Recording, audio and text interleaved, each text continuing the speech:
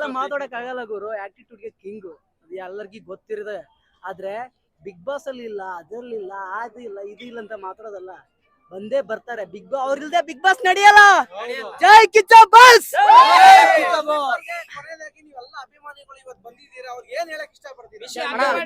ನಾವು ಅವ್ರಿಗೆ ಹೇಳಕ್ ಒಂದೇ ಒಂದ್ ಇಷ್ಟ ಪಡ್ತೀವಣ್ಣ. ನಮ್ ಬಾಸ್ ಯಾರಿಗೂ ಕೂಡ ಆ ಫಿಲಂ ನೋಡ್ಬೇಡಿ, ಈ ಫಿಲಂ ನೋಡ್ಬೇಡಿ ಅಂತ ಹೇಳಲ್ಲ. ಫಸ್ಟ್ ಆಫ್ ಆಲ್ ಒಂದು ಅಭಿಮಾನಿಗಳು, ನಾವು ಕಿಚ್ಚನ್ ಅಭಿಮಾನಿಗಳು ಯಾವುದೇ ಕನ್ನಡ ಫಿಲಂ ಬಂದ್ರು ಕೂಡ ನೋಡೇ ನೋಡ್ತೀವಿ. ಯಾವುದೇ ಕನ್ನಡ ಫಿಲಂ ಬಂದ್ರು ಕೂಡ ನೋಡೇ ನೋಡ್ತೀವಿ. ಯಾಕಂದ್ರೆ ನಮ್ ಬಾಸ್ ಆತರ ಇರೋದು, ಅವ್ರ ಗುಣನ ಆತರ ಇದೆ.